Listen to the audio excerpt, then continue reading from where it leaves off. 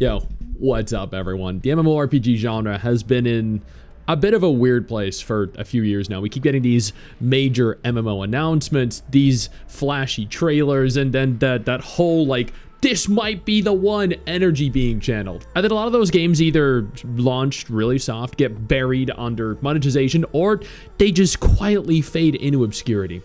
But right now, things are actually starting to look a little bit interesting again. We've got Aion 2 launching very soon. We have a confirmed Guild Wars 3, a full adaptation of the Lord of Mysteries MMO, plus a bunch of other projects that honestly range from, you know what, maybe this could be big, to this is still kind of early, but I also want to kind of keep an eye on it. Today, I'm going to go ahead and go through the next major MMOs coming in 2026 and 2027. I'm going to cover what's real, what's still early, and which ones actually have a semblance of a chance of sticking around.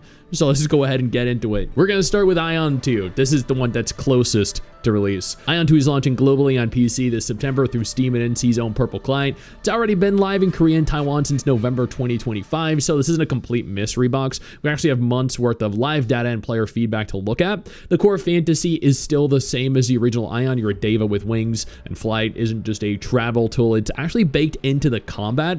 The world is significantly larger than the first game, and verticality is treated as a core design pillar rather than an afterthought. Fights are designed around three-dimensional movement, positioning, and aerial engagements. This is actually something that a lot of OG Aion players wanted, myself included. I can only imagine how much fun this would have been in the Abyss back in the day. They're launching with 8 different classes: a Gladiator, Templar, Assassin, Ranger, Sorcerer, Spirit Master, Cleric, and Chanter. The PvE structure looks pretty traditional. There's a lot of solo content. There are 4-player dungeons, 8-player raids. There's also open world PvP, large-scale battles. The biggest question mark, I think, for Western players is the monetization. The Korean version has already drawn some criticism for how aggressive the cash shop and progression systems can feel. NC has stated that they are adjusting things for the global version, but we've heard that line before with other Korean MMOs. I personally will believe it when the shop is actually live and we can see the numbers. Still, pure systems and presentation wise, Aion 2 looks like one of the more complete traditional theme park MMOs that we've had in a while. If they don't completely butcher the economy, this right here could have some real staying power. Next is the one that actually made a lot of people sit up and pay attention. Yeah, Guild Wars 3, which was officially announced at the Summer Game Fest in 2026. After 14 years of Guild Wars 2, ArenaNet is finally making a proper sequel. The first beta is scheduled for fall 2027, and it's coming to both PC and the PlayStation 5. The first time a mainline Guild Wars game will launch onto console. It's buy to play, there's no subscription, there's no battle pass. I've been pretty clear about respecting player time and not locking progression behind daily grinds or FOMO systems. The setting is ancient ore, more than 1,000 years before the events of the previous games. This means that both longtime fans and complete newcomers start on relatively even ground story-wise. From the trailer and the way that the studio head Colin Johansson talked about it, combat is being built around momentum and movement. It doesn't look like a straight Guild Wars 2 clone. They're trying to push the genre forward while keeping that ArenaNet identity. One of the strongest signals to me is that they're continuing to support Guild Wars 2 and even the original Guild Wars, which is also now going under Reforged. While developing this, most studios would just shift a large majority of their resources to the new title. ArenaNet is explicitly stating that they can run all 3 in parallel. That level of commitment is very rare. Right now, Guild Wars 3 has the highest upside of anything on this list for Western audiences. This one has a lot of potential that I don't think enough people in the West are really paying attention to yet. Lord of Mysteries is an MMORPG adaptation of the extremely popular Chinese web novel of the same name. It's developed by Spark Nexa and is launching into mainland China on August 21st, 2026 for PC, Android, and iOS with full crossplay functionality. A global version is confirmed, but no firm date has been announced yet other than at some point in 2026.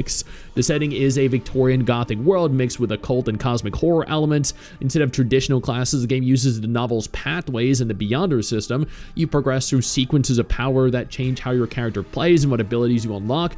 It's a pretty unique progression structure for an MMO. Visually, it's running on Unreal Engine 5, and it does look very good. The source material has an enormous following. The Donghua, which is a Chinese anime, did incredibly well, and the gameplay trailers have shown very fun, very interactive interactive and very engaging combat, a lot of great areas, lots of exploration, and some very challenging boss design. If the systems feel this good and the global version doesn't get heavily watered down or overloaded with monetization, then this could be a genuine sleeper hit. Cinder City is NCSoft's other big 2026 project developed by Big Fire Games. This one is more of a cinematic open-world third-person shooter with MMO elements rather than a full traditional MMORPG. You guys might remember it from when I covered it years ago as Project LLL. It's set in a post-apocalyptic version of Soul where players take on the role of Cinder Knights, fighting against mutated creatures, criminal organizations, and other hostile factions. The tone is closer, I think, a little bit to the Division, or a more grounded Destiny-style shared world shooter, but with a very strong narrative focus around a character searching for their daughter. It's still targeting a 2026 launch and is currently running pre-alpha tests in North America. The world is seamless, multiplayer PvE is a core pillar, and the presentation looks cinematic. Whether it ends up feeling like a true MMO or more of a live service shooter will depend on how deep the systems go after launch. Either way, it's one of the more interesting non-fantasy projects in the pipeline. Chrono Odyssey has been through multiple delays and a significant systems rework after very mixed beta feedback. The current target is the second quarter of 2027. For now, the big unique selling point is time manipulation. You can use temporal abilities in combat, exploration, and puzzle solving. It's an action-oriented open-world MMORPG built in Unreal Engine 5, and it's coming to PC, PlayStation 5, and Xbox Series XS. The concept is genuinely very cool, and the visuals always looked great. The problem has been that earlier tests just didn't fully deliver on that whole gameplay fantasy. The extra development time is a good sign if they're actually using it to fix core issues rather than just polishing the surface. This one still has high potential, but it's also high risk until we see the next major test. ArcheAge Chronicle, formerly known as ArcheAge 2, is still aiming for a fourth quarter 2026 release. It's a buy-to-play action MMORPG from XL Games and Cacao Games featuring land, sea, and air exploration with a focus on multiplayer agency in a living world. It carries a lot of the sandbox DNA from the original ArcheAge, but with more modern combat and presentation. It has been relatively quiet outside of some focus group testing, but the fourth quarter window is still holding for now.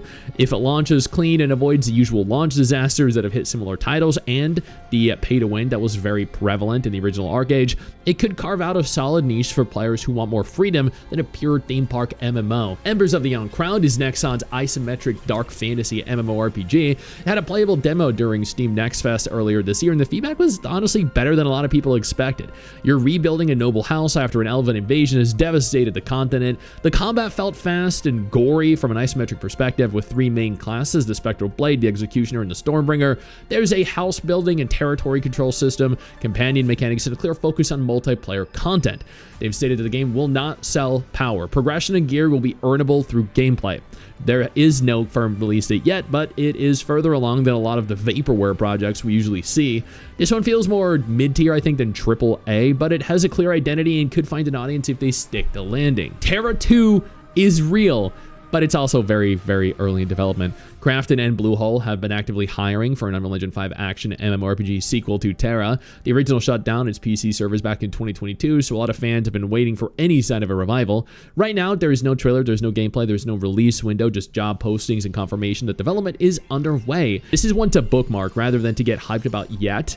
Action combat MMOs with strong class identity still have a following, and TERA had a very distinctive style. Whether they can recapture that and avoid the usual live service pitfalls remains to be seen. PRISM 2033 is a futuristic parallel universe MMORPG from Cyberness Entertainment. It was announced earlier in 2026 and is planned for PC and mobile.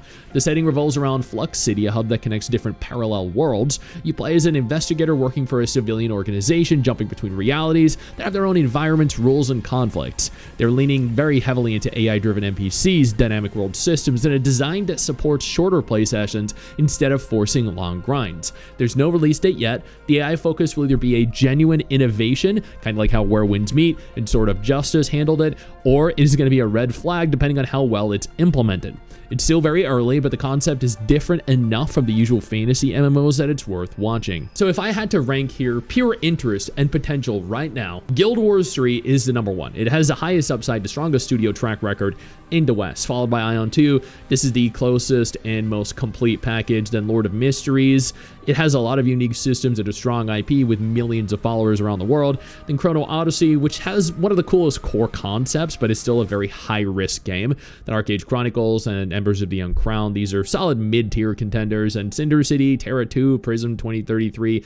They're all interesting, but none of them are close to releasing yet. The next year and a half is actually looking pretty stacked for the first time in a while. Whether any of these games manage to hold a healthy population long-term is a real test, but hey, at least we're getting real projects with actual development progress instead of just concept art and empty promises. Which one are you guys most looking forward to? Drop it down in the comment section. I'm especially curious how many of you are actually hyped for Lord of Mysteries or Cinder City, since those two feel a little bit under-discussed and underrepresented in Western circles right now. I know you think that you just hit the end of the video, and technically, yeah, you have. And I know your first reaction is to close out of it at this juncture, but don't.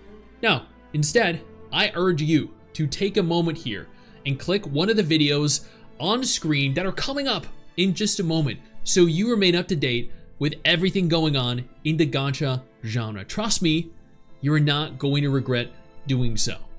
Stay flaccid.